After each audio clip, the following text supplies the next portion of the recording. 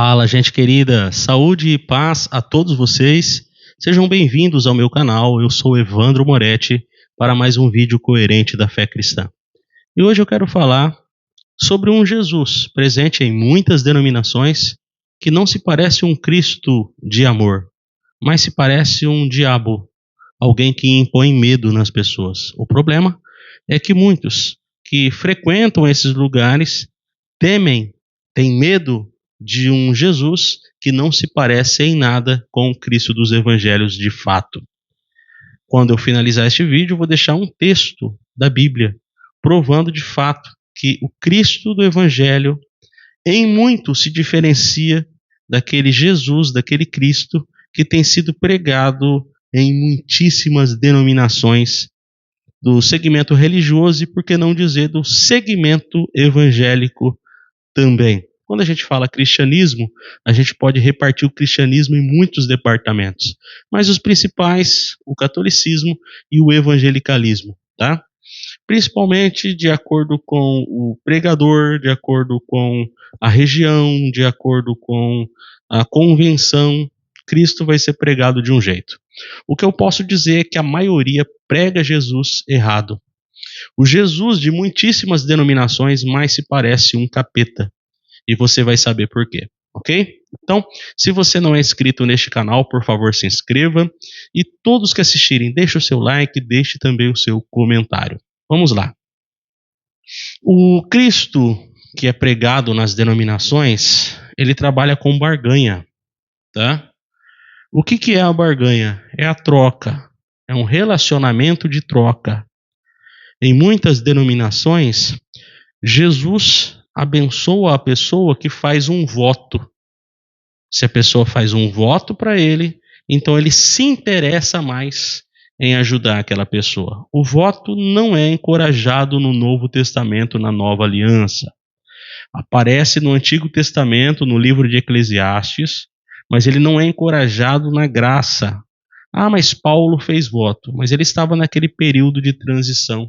E ele não impõe aos outros o voto. Foi algo dele exatamente nesse período. Aparece ali em Atos, quando ele ainda estava aprendendo sobre a fé cristã e se desvinculando do judaísmo. Ok? Então vamos lá. Como que o pessoal envolve o povo, fazendo-os acreditar que Jesus é um Deus de barganha? Com campanhas. Faz uma campanha de 7, 14, 21 dias para você ser abençoado. Jejum, você fica sem comer determinada quantidade de horas para você ser abençoado. Mas a Bíblia fala sobre o jejum? Depois do Cristo ressuscitado, não. Depois do Cristo ressuscitado, o jejum não é mais encorajado. Antes disso, até aparece o jejum. Mas se você quiser fazer um jejum, que seja o jejum de Isaías 58. Depois você abre lá e leia. Se você quiser fazer um jejum de abstinência de alimentos, então, por critério de saúde, não há problema nenhum quanto a isso.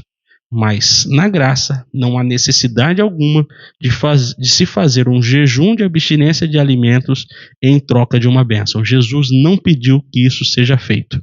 Ok? O dízimo, olha, traga o seu dízimo para Deus abrir as janelas do céu. Mas está escrito lá em Malaquias. Vai lá em Malaquias 4:4 que você vai descobrir para quem esse texto foi escrito. Com certeza não foi para a igreja. Ok? Oferta, primícia, que é uma maldade, Na primícia, as denominações que pregam isso é o equivalente a um dia do seu trabalho. Então, se você ganha R$100 por dia no montante do mês, você pega R$100 e dá ao pastor, ao líder religioso, tá? Outra coisa, sacrifício. Aquele negócio, por exemplo, da fogueira santa de Israel é um absurdo, E impõe sobre as pessoas ganância ou até mesmo a culpa, Se você nunca fez a campanha, se você nunca fez o sacrifício, você está em falta com Deus. Não está. O duro é que muitos são, vamos dizer assim, levados por esses ventos de doutrina que não tem nada de evangelho, porque também são gananciosos. Outros são porque são muito ignorantes mesmo. Mas na tal fogueira santa de Israel, que é um sacrifício que é pedido em uma denominação muito grande aqui no Brasil, a pessoa tem que dar o valor total, por exemplo, de um bem, né? Ou de uma mensalidade do seu trabalho. É horrível, mas muita gente cai nesse golpe. É golpe, viu? Não é evangelho, não. Outra coisa, além desse Jesus, do sistema religioso, fazer barganha com o povo, esse Jesus do sistema religioso, que não se parece em nada com o Cristo do Evangelho, também é exclusivista, tá? Ele dá preferência de abençoar quem é da mesma fé. Ele dá preferência para proteger quem é da mesma igreja. Ele dá preferência e incentiva isso nos fiéis. Tá? Muitas denominações separatistas promovem e incentivam isso nos fiéis. Quando alguém rompe com aquela denominação, também aquilo que antes era considerado um grupo de irmãos em Cristo passa a humilhar e a desprezar aquela pessoa, né? Uns falam excluir, outros falam desassociar, outros falam desprezar, né? A partir daquele momento, aquela pessoa que rompeu, eu não estou falando aquela pessoa que se tornou um elemento perigoso, que se tornou um elemento mau, que você tem que se separar para critério de segurança, amando, mas à distância, né? Porque uma pessoa que oferece perigo, é lógico que você tem que se afastar dela. Não, mas não é isso que as denominações fazem. Eles promovem esse separatismo em gente de bem. A única coisa que a pessoa fez foi sair da denominação. A única coisa que a pessoa fez foi discordar da denominação. E porque discordou, e porque saiu, e porque quebrou uma regra, a partir daquele momento não é visto mais como um irmão. E dizem que Jesus está no meio disso, que Jesus que incentivou isso. Nunca incentivou. Ok? Outra coisa, é um Jesus ritualista, né? É um Jesus que, para manter a comunhão com as pessoas, essas pessoas precisam praticar ou fazer alguns rituais. Por exemplo, transformam a ceia e o batismo em um ritual fundamental para a salvação. Como que se Jesus não conseguisse, não pudesse salvar pessoas que não se batizam e não participam da ceia. Olha, se Jesus for ritualista desse jeito, ele é mais do mesmo. Ele não mudou nada, ele não trouxe uma nova vida, ele não trouxe uma nova aliança. Porque se ele depender de um ritual para alcançar as pessoas, ele então é mais fraco do que os deuses que se pregam há milhares de anos. A grandeza de Jesus está em oferecer a sua graça de graça. Então, sim, Jesus salva pessoas sem ceia, sem batismo, tá? Não pense que essas coisas são salvíficas. Isso pode ter se tornado cultura cristã, mas não é elemento fundamental na graça. O elemento fundamental da graça é o próprio Cristo. Não existe graça sem Cristo. Agora, existe graça sem ceia, existe graça sem batismo, existe graça sem culto, existe graça sem templo. Você pode ter certeza disso, ok? Outra coisa, é um Deus cruel. É um Deus que tortura pessoas que passarem a vida sem frequentarem um templo, sem se batizarem, sem ceiar. Ah, Jesus vai mandar para o inferno. Jesus foi quem mais falou de inferno. Não foi inferno que ele falou. Pelo amor de Deus. Essa palavra inferno só apareceu no século IV. Jesus falou de Gehenna, Jesus falou de Sheol, Jesus falou de Hades, tá?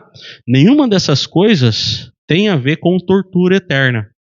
Pode ter a ver com eliminação, né? O fogo consumidor, aquele fogo que consome. O contrário de vida eterna não é tortura eterna. O contrário de vida eterna é morte para sempre. Jesus não tem a intenção de ficar torturando pessoas por toda a eternidade.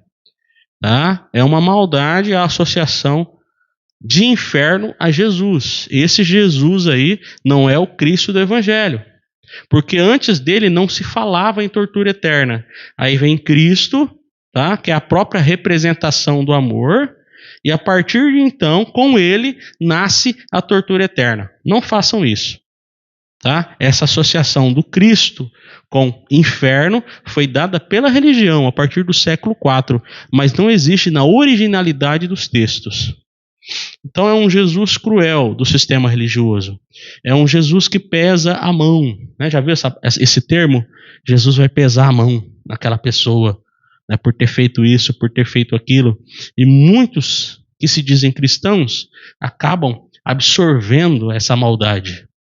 É um vulcão, se torna um vulcão, o tempo inteiro propenso a amaldiçoar, o tempo inteiro propenso a ver alguém padecendo e associar aquilo à mão de Deus, né? É um Deus cheio de ai desse, ai daquele outro, ai disso, ai daquilo, né? É um Deus que está sempre amaldiçoando pessoas, punindo pessoas, perseguindo pessoas. Não, ele não é assim. Ok? É um Deus que pune se sair da igreja, pune se não tomar a ceia, pune se romper com aquela denominação, não vai mais para o céu, vai pegar uma enfermidade rara, Deus não vai mais amar. É assim que funciona em muitos segmentos religiosos. Veja se esse Jesus pregado em muitos sistemas não se parece com o capeta, ao invés de se parecer com o amor de Deus. Para finalizar, eu quero deixar para você Colossenses capítulo 2, versículo 9. Porque em Cristo habita corporalmente toda a plenitude da divindade. Ou seja, se você quiser saber como que Deus é, não se recorra a textos do Antigo Testamento. Não se recorra a uma interpretação superficial da Bíblia. Não se recorra à interpretação dos padres, dos bispos, dos pastores, dos anciãos, dos apóstolos. Não queira saber quem é Deus olhando para a teologia calvinista, olhando para a teologia arminiana, olhando para a CCB, para a Assembleia, para a Quadrangular, para a Testemunho de Jeová, para a Adventista, para a Católica. Se você quer saber como que Deus é, olhe para o amor de Jesus. Olha como Jesus tratou as pessoas. Olha como Jesus dava oportunidade para essas pessoas. Como Jesus era perdoador, misericordioso. Pai, perdoa, porque eles não sabem o que fazem.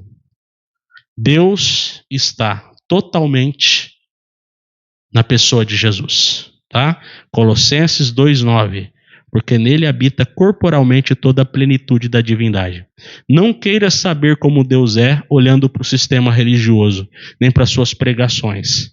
Você vai saber quem é Deus olhando para o amor de Jesus. Tá certo? Muito obrigado pela atenção de vocês. Apoie este canal, se torne membro, faça o curso de desintoxicação religiosa e também se inscreva se você ainda não é inscrito. Um grande abraço a todos vocês.